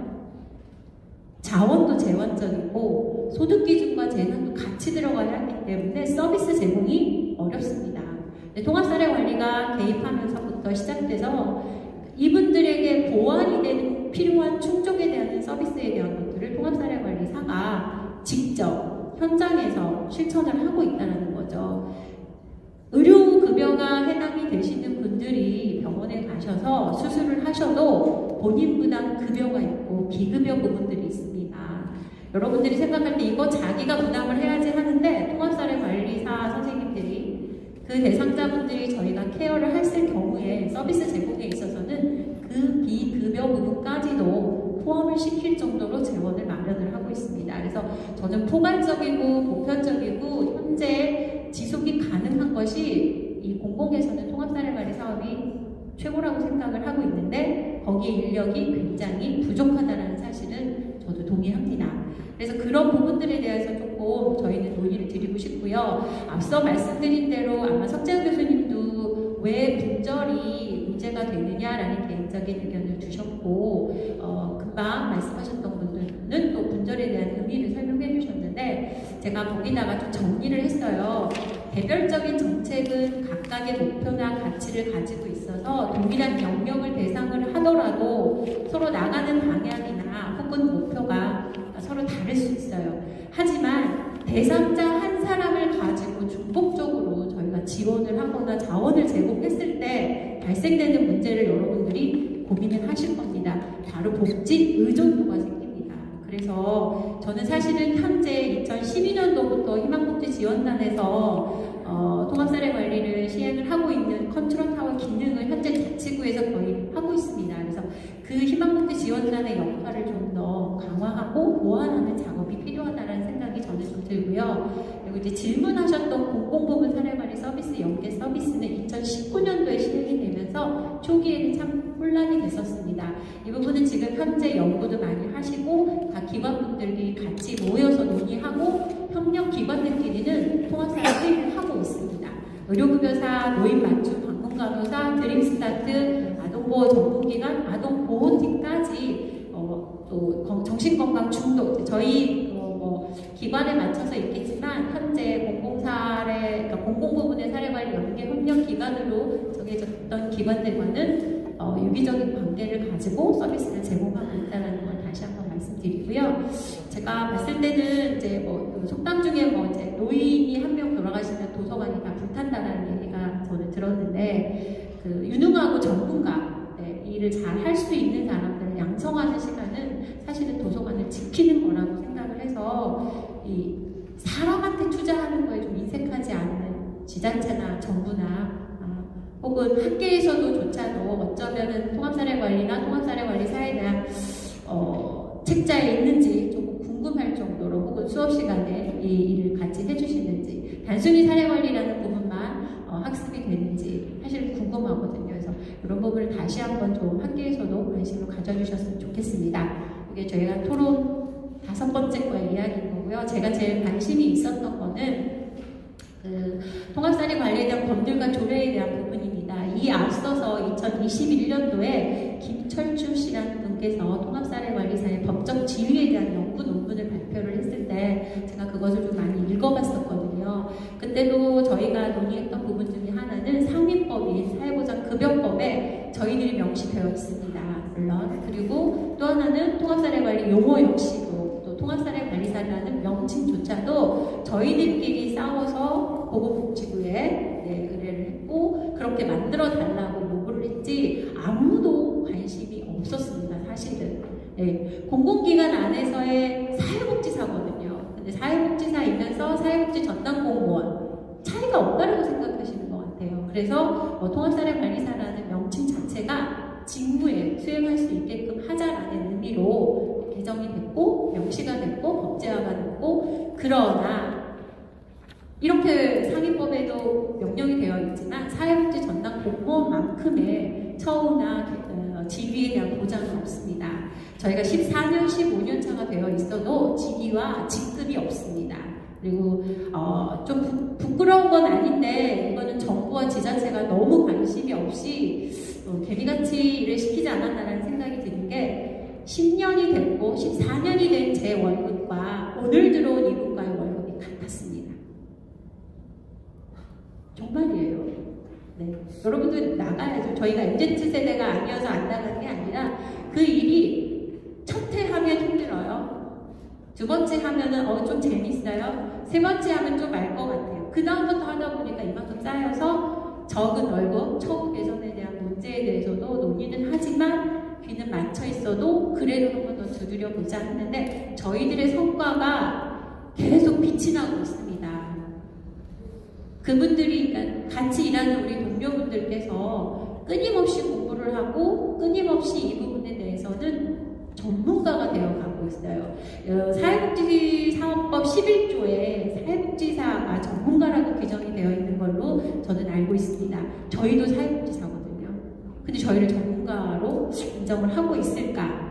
그래서 김광명 교수님께서 발표한 것 중에 지자체에서 조례를 좀 제정을 해보면 어떨까? 그런 생각이 이 포럼에 와서 가장 좋은 소득이었지 않았을까라는 생각이 들고, 더 놀라웠던 거는 부산시와 세종시만 현재 조례가 있었고 그 안에는 사실은 통합사례관리사에 대한 처우나 어떤 직위나 어떤 급여에 대한 부분들이라는 것들은 아직 규정이 되지 않았다라는 부분이 좀 아쉽기는 해서 상위법에라도 적용을 좀 받을 수 있었으면 좋겠다라는 거에 굉장히 동의를 하고, 혹여라도 저희가 조례를 제정하게끔 도와주신다면 자문위원으로 제가 모시고 싶습니다. 동의하십니까? 네.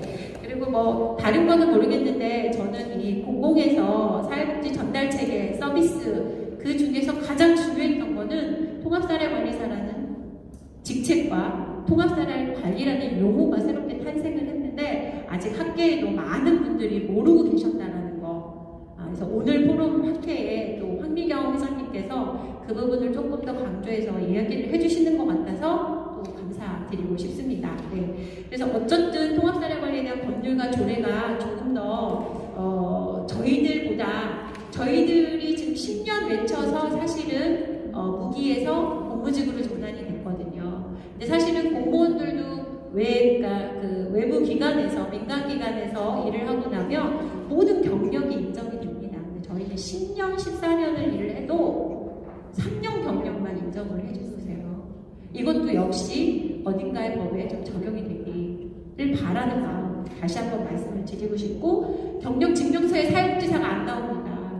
가슴 아픈 일이에요. 네, 그래서 교수님들이 조금 더 보건복지부나 상부중앙과 어떤 일을 협력하실 때 이 부분도 좀 코멘트를 해주시면 너무 감사드리겠습니다. 그리고 저희가 통합적 접근 방식으로 서비스를 제공하고 있는 건 맞다고 생각을 하고 있습니다. 사례를 발표를 할 수도 없고, 혹시 기회가 된다면 저희 통합사례관리사에 유능하신 선생님들이 굉장히 많으세요. 사례를 놓고 보시면 조금 더 세분하게 저희들이 어떤 일을 하고 있는지 보실 수 있을 것 같습니다.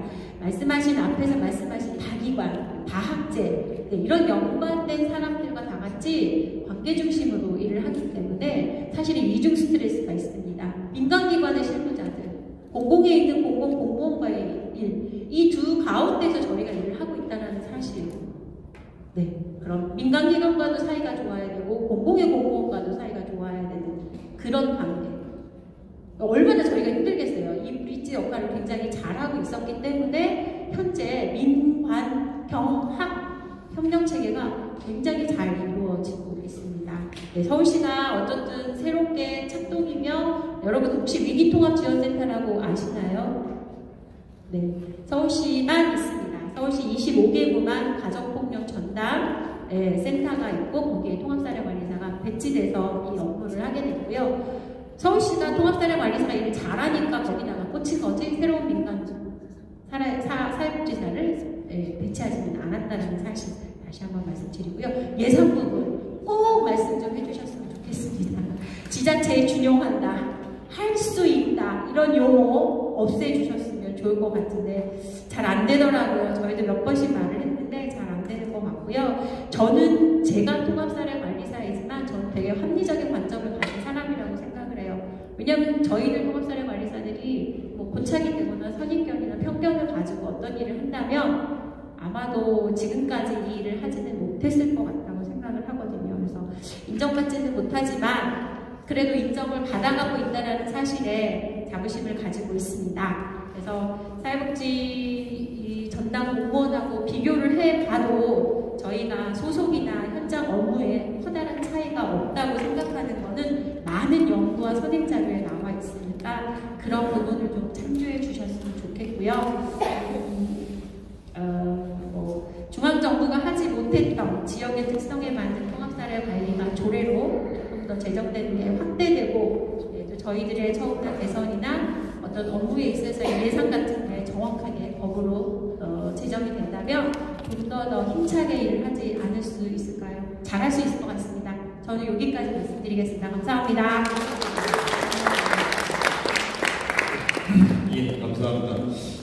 정명환 선생님께서 현장의 어떤 그런 보충과 그다음에 통합사회관리사들의 어떤 열악한 처우, 그다음에 업무상에서의 어떤 그런 정말 현장에서밖에 알 수 없는 그런 내용들을 오늘 잘 정리해서 말씀을 주신 것 같아요.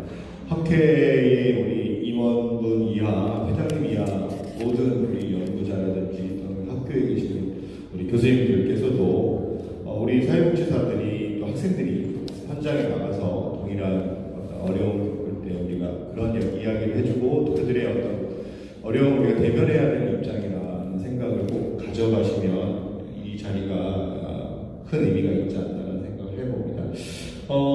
지금 종합토론 6분의 토론은 일단락해서 들었고요. 플로어에서 혹시 지금 이 이야기 못하면 집에 못 갈 것 같다, 아니면 가서 잠을 못 주무실 것 같다, 뭐 이런 분이 계시면 손 들어서 말씀을 주시면 좋을 것 같아요.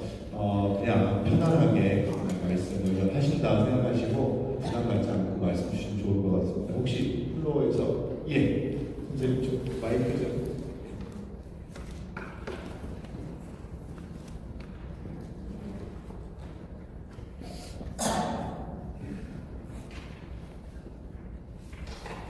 소속하고 좀 말씀을 부탁드릴게요.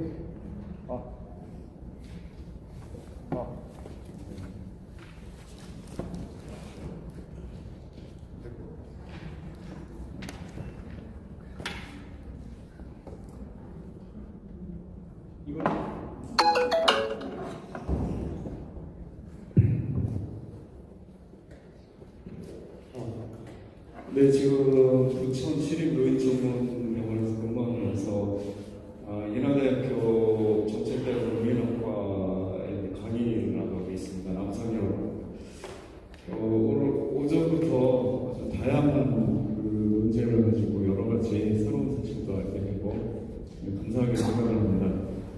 오늘 강의 들으면서 좀 궁금한 게 좀 몇 가지가 있어서요. 아까 기회가 없어서 질문을 못했는데 우선 스웨덴 중에서 이제 에스더 모델에 대해서 말씀을 해주셨는데 이게 그냥 어떤 지방 도시의 하나의 성공 사례인지 아니면 이게 공식적으로 제도화가 돼서 전 그 지역에 이렇게 실질적으로 실행이 되고 있는 건지 좀 궁금했고요. 그 다음에 이제 스웨덴이 저희가 듣기로는 이제 본질적으로 이제 조세 제도에 의해서 이제 부상 의료가 이렇게 잘 돼 있기는 한데 굉장히 문제가 이 접근성이 굉장히 어려운 걸로 알고 있거든요. 의사를 뭐 3개월 이상 기다려야 된다고.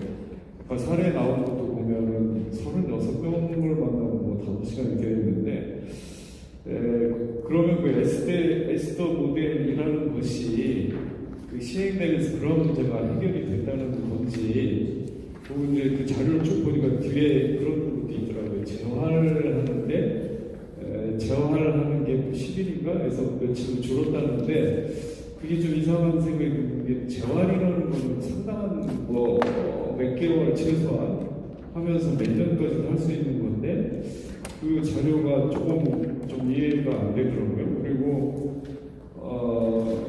그게 저도 이제 병원에 있습니다만 실제적으로 환자들한테 뭘 해주고 싶어도 수가가 없으면은 이게 해줄 수가 없거든요, 사실은 업무를 하면서. 근데 무슨 자발적인 듣기로는 이제 자발적인 조주인 것처럼 네트워크도 있다는 말씀을 하셨는데 그런 수가나 인센티브가 없이 그 사례가 유지될 수 있을 것인가 좀 그런 의문이 들었습니다. 그래서 그런 좀 질문을 드려보고 싶고요. 그리고 지금 사실은 오늘 저도 여기 참석을 한 것이 저기 지역사회 통합 돌봄이라고 해서 저희 부천 지역이 그 선도 사업에 돼가지고 지금 하고 있거든요. 근데 저희가 알고 생각하는 것처럼 이렇게 통합 돌봄이 아직은 안 되고 있는 것 같아서 그리고 실질적으로 저희가 2년 동안 하면서 35억이나 40억 정도 지원이 됐는데 하는 프로그램이 36개가 있게 됩니다. 그러다 보니까 36억이 전부 짜러져가지고 사실 얼마 안 됩니다. 하나. 그래서 이것이 어떤 인프라 구축이라든가 시스템 구축보다는 그냥 프로그램에 좀 얹어지는 약간의 개선 뭐 이런 식으로 되기 때문에 그것이 굉장히 조금 과연 이루어지고 있을 것인가. 여기 보건복지부에서 오셨습니다만은 또 이런 그 지금 전체 계획이 2018년부터 시작해서 2026년에 보편화를 한다고 하는데 이 통합 돌봄이라는 게 아까도 여러 사례 말씀하셨지만 굉장히 힘들고 시간이 많이 걸리고 일본만 해도 수십 년 걸려도 아직 안 되고 있는 걸로 알고 있거든요. 기능 분화가 필연적으로 먼저 일어나야 되고 어떤 콘센서스가 있어야 되는데 저희가 현장에서 봤을 때는 죄송합니다만 단장님도 굉장히 여러 번 바뀐 걸로 알고 있어요. 벌써 지금 저도 오늘 처음 알았는데 4번인가 제가 2018년부터 바뀌고 우리가 항상 얘기하지만 어떤 연속성, 정책의 연속성이 있는 것이 과연 있는 것일까? 그 다음에 정부에서도 정확한 이 마스터 플랜과 로드맵 장기적인 그 계획에 따라서 하는 것인가?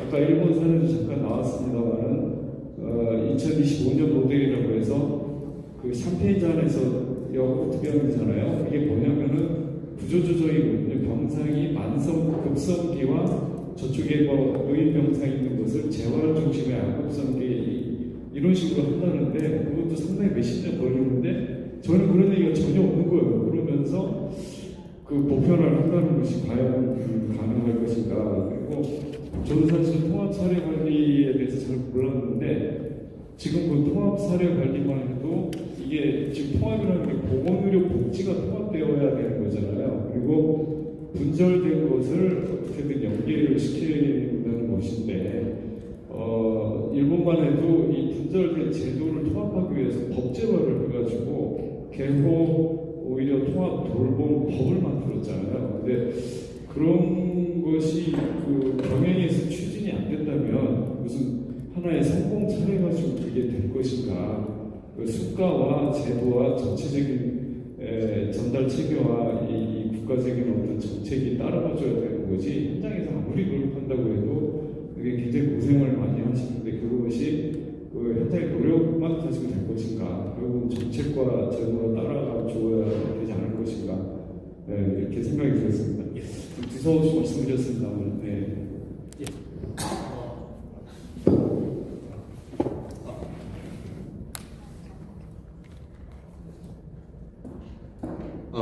말씀 잘 전달해 주셨고요. 뭐 답변. 아니요, 그 오전 세션에서 그 테스트 모델 관련해서는 두 분의 그 스웨덴 전문 그 교수님과 박사님이 반년에 걸쳐서 지금 연구하시는 파트라서 제가 이게 이제 그 말씀하신 그 궁금한 부분에 대해서 이해는 하는데 정확한 답변을 제가 드리기가 어려울 것 같아서요. 혹시 제가 지금 자리에 안 계시니까 두 분이 가능하면 저희 학회에서 다시 이메일이나 선생님 가르쳐 주시면 정확한 답변을 드리도록 하겠습니다. 예.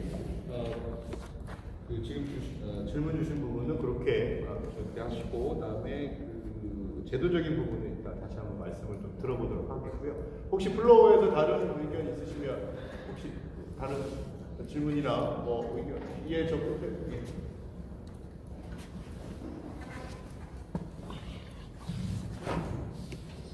네, 안녕하세요. 저는 경기도의 통합사회관리사로 10년째 근무하고 있는 김영애라고 합니다. 저는 사실 여기 한국통합사회관리 학술대회를 한다고 해서 기존부터 알고 있지는 않았고 워낙 통합사회관리사의 관리에 대한 관심이 많고 제가 평소에 동료이면서 이제 존경하는 훌륭한 선생님이 세상을 온다고 해서 아침부터 참여를 했는데요. 참여한 거에 대한 그러니까 질문보다는 좀 의견을 말씀을 드리고 싶습니다. 저는 그 민간복지관에서 사회관리로 시작을 하다가 아까 어떤 교수님이 말씀하셨지만 민간에서 사회관리 사업을 쭉 했는데 어느 날 보건복지부에서 희망복지지원단을 만들려면 통합사회관리 사업을 시작을 했고요. 제가 그 사업에 들어가서 10년째 일을 하고 있습니다. 그러다 보니까 저희 포지션은 공공에서는 민간이 되고 공공에서는 사회복지사라 아니면 통합사회관리사 지칭이 되고 민간에서는 너는 공공에서 일하는 공공사회관리사이지 않냐 이렇게 좀 애매한 포지션에서 일을 하고 있는데요. 오늘 좀 얘기를 들으면서 통합사회관리에 대한 관점을 참 다양하게 설명하고 이해하고 있다는 생각을 했습니다. 저는 통합사회관리라 하면 아까 나왔던 좀 생소하기도 했지만 행정적 사회관리와 서비스 사회관리라는 부분들이 되게 좀 생소했어요. 저희는 그 통합사회관리라는 것은 그냥 저희가 인적으로 일하는 사회관리사와 인적 구성과 그 다음에 저희가 만나는 당사자 그리고 지역에 있는 네트워크 그 다음에 자원에 대한 것들을 통합적으로 관리 운영해서 만드는 전달 체계라고 이렇게 이해를 하고 있는데 좀 더 다르게 구분하는 분들도 계시구나 이렇게 좀 생각을 하면서 저도 저의 경력이나 이런 경험들을 통해서 학교 대학 안에 있는 사회복지과에 가서 강의를 하기도 하고 신규 직원들이 오면 그 공무원이나 경력직에 대해서도 저희가 통합사회관리사에 대해서 충분히 설명할 수 있는 기회들이 자주 주어지거든요. 근데 이제 오늘 들으면서 통합사회관리 학회에서 좀 더 통합사회관리에 대한 그 개념에 대한 다양성들을 알려주기도 하지만 이것에 대해서 조금 더 정리된 부분들이 있었으면 어땠을까라는 생각을 좀 가졌고요. 또 하나는 좀 더 현장에서 일하는 사람들의 사례나 이런 것들이 좀 연구되어서 어떻게 적용이 되고 있는가, 현재 그 사람들은 어떤 고민을 가지고 있는가. 오늘 최명환 선생님이 얘기했던 우리의 밥그릇을 지켜달라, 우리의 위치를 향상시켜달라 이렇게 생각하지 않아요. 저희는 채용될 때부터 사회관리 경력을 인정받아서 들어온 사람이기 때문에 그 부분에 대해서 당연히 해주면 좋지만 안 해준다고 해서 이를 소홀히 하거나 그러지 않거든요. 그래서 학회에서 저희에 대한 어떤 지위라든가 이런 형상들보다는 좀 더 그분들이 어떻게 일을 하고 그 일을 하고 있음에 있어서 통합사회관리가 어떤 방향으로 성장하고 나가야 되는지 그런 방향성에 대해서 좀 더 향후에 이야기가 된다면 저는 저희 동료들과 저와 함께 일하고 있는 그 공무원 주사님들하고 좀 참여할 의사가 있습니다. 그런 의미에서는 저도 오늘 새롭게 아침부터 훈련 들으면서 처음에는 내가 많이 모르고 있는 영역들도 있구나라고 생각을 했지만 그것 또한 현재를 좀 받아들여야 하는 시점이라는 좀 생각을 했고요. 아직 통합 돌봄에 대한 부분들은 정확하게 저도 그 분야에 대해서 전문가라고 말할 수는 없지만 통합사회 관리 차원에 있어서는 현재는 아까 말씀드렸던 네트워크와 자원에 대한 부분들을 어떻게 효과적으로 잘 활용하면서 산업 중심으로 그 사람들을 이끌어 갈 것이냐에 대한 부분에 초점을 좀 맞춰줬으면 좋겠고 말씀드리고요. 저희 통합사례관리사는 개인적으로 일하지 않습니다. 그 부분에 대해서 조금 더 관심을 가지고 어떻게 현장을 좀 이끌어가는 아까 그 말씀하셨잖아요. 어르신이 한 명이 돌아가시면 부서관 하나가 없어진다고 해놓은 것처럼 만약에 저희가 이렇게 일을 하다가 그 부분에 대해서 이렇게 많이 연구가 되거나 그 성과들이 이어지지 않는다면 과연 통합사례 관리에 있어서 큰 손실이 되지 않을까 이런 생각을 갖고 있습니다.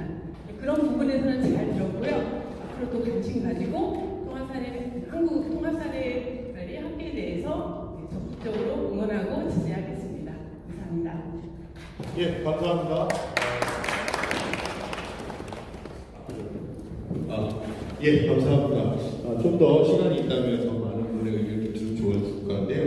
일단 이렇게 그 플로어에서의 의견을 두 분으로 듣는 것으로 좀 양해를 좀 부탁을 드리고요. 혹시 기획 주제하고 주제 발표에서 한 분씩 좀 간단하게 멘트를 좀 부탁을 드리면 어떨까 싶어요. 먼저 기획 주제 발표해 주신 송채영 교수님, 잠깐 코멘트 부탁드려도 될까요? 어려우실까요? 마이크 좀 부탁드리겠습니다.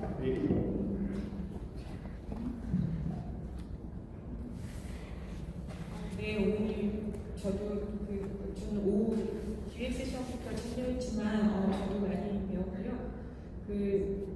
오늘 지역사회 통합 돌봄에서의 통합사례 관리에 제가 이제 발제를 맡았는데 지금 이제 읍면동에서 전체 통합사례 관리 하시는 분들이 많이 오신 것 같고 그리고 지금 말씀하신 부분도 현장에 말씀하신 부분도 잘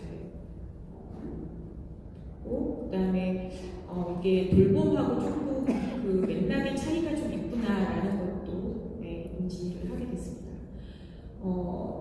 아까 이제 임정미 교수님께서 저한테 이제 질의를 하신 게 있어서 근데 이제 뭐 전체 맥락에서 그게 지금 현재 그렇게 대답하는 게 이렇게 중요한가라는 생각을 하지만 어쨌든 질문을 하셨기 때문에 그리고 그게 이제 아까 행정적인 사례 관리랑 서비스 사례 관리하고도 좀 연결이 되어 있는 부분이기 때문에 말씀을 드리면 일단 요구평가 체계를 통합을 한다라고 하는 것은 이제 제도는 분절되어 있지만 모든 제도를 다 이제 그 하나로 통합하기는 어렵지만 제도의 그 분절된 제도 속에서도 우리가 이제 사회적으로 그 돌봄이라는 그 니즈를 일정하게 이제 평가를 해서 그 같은 동일한 돌봄 욕구에 대해서는 동일한 자원을 할당하겠다라고 하는 것이고요. 이제 그 부분이 뭐 예를 들면 요양병원에서 돌봄을 받으시든 장교양 제도를 시설을 통해서 돌봄을 받으시든 재가에서 돌봄을 받으시든 아니면 지역에서 이제 돌봄을 받으시든 이 동일한 돌봄의 니즈를 평가받으신 분들에 대해서는 돌봄 욕구에 따른 자원에 대한 할당에 대한 부분은 이제 공적인 이제 평가 영역에서 이제 돼야 되겠고요. 그리고 그 자원 내에서 개인 맞춤형 사례 관리를 동반한 이제 돌봄이 이루어진다 이런 개념이 이제 서비스 사례 관리라고 얘기할 수 있고요. 이게 이제 전체적으로 지금 통합사례 관리사 선생님들 같은 경우에 제가 이해하기로는 그야말로 이제 컴플리트 사례 관리를 하시는 거죠. 서비스 사례 관리를 하고 계신 거고 뭐 자원 할당에 대한 이런 부분들은 개인 맞춤형으로 이미 하고 계신 거라고 이렇게 이해할 수 있다고 생각을 합니다. 그래서 임정국 교수님이 그 돌봄 욕구 평가 체계는 사실 여러 가지 그 개발에 있어서 뭐 난제가 있죠. 왜냐하면 돌봄이라는 욕구 자체도 변화하고 그다음에 그 의료 욕구나 뭐 이런 부분들 같이 이제 병행해서 이제 평가를 해야 되는 부분이기 때문에 난제이긴 하지만 일단 이제 그런 컨셉으로 지금 개발을 하고 있다. 그리고 시범 사업을 하고 있다 이렇게 말씀드릴 수 있고요. 그다음에 일본의 소규모 지금 복합제가 기관이 일본의 소규모 다니는 이제 조직이냐라고 물어보셨던 거예요. 어쨌든 그렇게 그러니까 그거하고 그 부분 일본의 사실은 소규모 다기능에 약간 저는 시행착오를 그 전철을 조금 극복하는 사례로 사실은 복합 재가 기간의 필요성들을 생각을 하게 됐어요. 왜 그러냐면 이제 일본 같은 경우는 소규모 닭이는 그 재가 그 기간이 통합 서비스를 하긴 하지만 그야말로 여러 가지 급여 중에 하나잖아요. 그리고 단종 서비스가 있는 가운데 이제 그런 이제 다종 서비스가 이제 같이 할 수 있는 어떻게 보면 급여를 만든 케이스인데 우리도 이제 단종 서비스들이 같이 어쨌든 있어야지 되지만 저는 기본적으로 이런 전체 재가 기간 자체가 복합 재가 기간으로 좀 주요화가 돼야지 그래야지 그 서비스 기간 내에서 케이스 매니지먼트가 가능한 체계가 된다고 생각합니다. 그래서 그런 측면에서 조금 같기도 하고 다르다 이렇게 말씀드릴 수 있겠습니다. 예, 지금 마이크가 그쪽에 가 있으니까 박이나 교수님께서 시범사업 관련해서 네, 유 교수님 말씀하신 것 중에서 볼보 케어리즘 기반한 재택의료센터 통과적으로 생각해 보셨냐 물어보셨거든요. 생각 못 해봤어요. 하지만 질문을 하셨기에 생각을 해봤습니다. 예를 들면 사실은 재택의료센터 성과 지표만을 위한 게 아니라 케어리즘에 기반한 말씀드린 것은 모든 돌봄에 다 해당이 되는데요. 재택의료 같은 경우에는 그럴 수 있을 것 같아요. 돌봄의 필요를 강조하는 관심 돌봄 단계가 첫 번째 단계인데 거기에 지표로는 얼마나 다양한 기관이 대상자 발굴에 참여했는가 그리고 그 채널이 공식과 비공식을 다 아우르고 있는가 이러한 측면에서 이 지표가 있을 수 있을 것 같고요. 그리고 두 번째 홍가인님께서 말씀하신 그 비용 효율과 관련돼서 인력을 다 채용할 수 없는 부분과 관련된 내용과 관련돼서는 일단 지금 그 공공회사는 통합사례 관련 마찬가지로 재택의료센터에서 지역사회 거주를 위해서 필요한 지역사회 사업 범위는 굉장한 전문성과 그 지속성을 필요로 한다는 측면에서 그냥 아무나 할 수 있는 일이 아니라 사회에서 다른 상황 가지고는 할 수 있는 일이 아니라는 측면에서 저는 좀 더 고민이 필요하다라고 생각을 하고요. 그리고 사후나 예방과 관련돼서는 재택의료센터의 목적 자체가 이충족 의료 용도를 해결하고 또 지역사회 계속 거주를 위한 것이라면 이동 불편이라고 하는 신체적인 측면뿐만 아니라 말씀드렸던 인지적인 차원에서의 미충족 부분도 충분히 발생하고 있으니 그러한 측면에서의 대상자 확대를 이야기했다고 말씀드리고 싶습니다. 예, 고맙습니다. 끝으로 김광경 교수님께서 오늘 법적인 부분에 대한 하이라이트에 있어서 답변을 좀 부탁드립니다. 네, 법이 미비하면 우리가 조례를 통해서 지방자치단체 차원에서 통합사회 관리 제도 또는 통합사회 관리 사회에 대한 처우를 어느 정도 우리가 보장해 줄 수 있거든요. 그렇게 해서 법으로 간 경우도 있습니다. 그리고 저는 여기 간호학과 교수님도 계신데 코로나 이전에 그 방문간호사 공무원 할 때 보건법 만들 때 간호학계에는 법 하는 사람이 없다 해서 저한테 와서 제가 그렇게 토론을 하고 해서 법을 고쳤거든요. 그래서 지금 방문간호사 분들이 공무원 신분에 되신 분들도 있어요. 그래서 최근에 한 4년 정도 되겠죠. 그런 분들이 있기 때문에 저는 이번에 법을 좀 살펴보면서 통합사례 관리사도 시간이 어느 정도 걸릴 수 있을지 모르겠지만 법적으로는 그 어느 영역보다도 우리가 좀 더 신분이나 처우 개선에 있어서 보장성을 가지고 있다고 보고 있습니다. 그래서 이런 부분들은 힘을 모아서 저희가 미래 지리학적인 접근을 해나갈 수 있겠다. 근데 이러한 것은 다 법과 조례를 통해서 접근하는 전략이 필요하다. 이상입니다. 맞아요. 예, 감사합니다.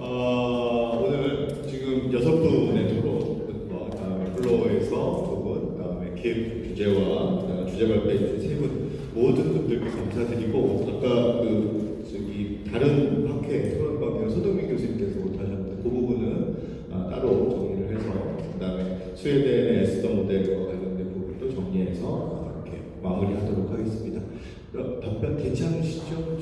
예, 선생님. 그렇게 해서 예. 지금 통합 사례 관리가 네. 우리가 생각하는 보건의료 복지의 통합 차원에서 그러면은 어떤 정보의 공유라든가 케어 플랜 관여를 하시는 건가요? 근데 아니면은 복지 제가 듣기로는 주로 복지 차원에서의 사례 관리를 들리는데 그거 한 번씩만 좀 확인해 주시겠어요?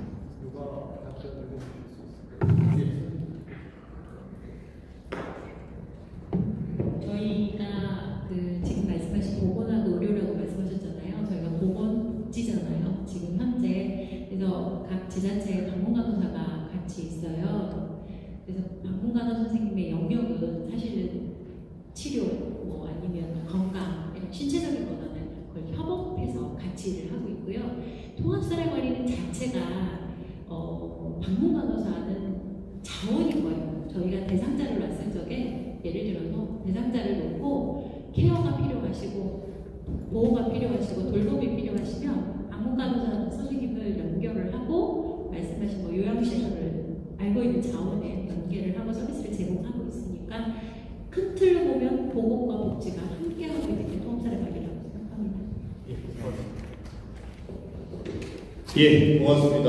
이상으로 종합토론에 대한 내용을 갈무리하고 마무리하도록 하겠습니다. 오늘 이런 자리를 만들어주신 집행부, 그다음에 황민경 회장님이야, 그다음에 그 총무위원장이신 김영 교수님, 그다음에 학술해주신 권현정 교수님 모두 수고 많으셨고 우리 모두 박수 한번 마무리하도록 감사드립니다. 그리고 지금 이제 최종적으로 마무리를 하면서 폐회를 하면서 사진 촬영을 하도록 하겠습니다. 오늘 이 장소가 일제시대 때 만들어졌던 장소라고 합니다. 그러니까 허물지 않고 이 장소를 그대로 유지했던 이유가 일제시대 때 시청사를 지으면서 만든 부분이라고 하고요. 그래서 아까 오전에 이제 어린 학생들이 여기를 경락을 하고 올 정도로 등록문화재로 등록이 되어 있다고 합니다. 이 자리가 그런 또 유서 깊은 의미가 있기도 하고, 그래서 오늘 학회에 참석하신 여러분 모두 같이 사진 촬영을 좀 부탁드리겠습니다. 감사합니다. 아이고 힘들다. 고생했어요.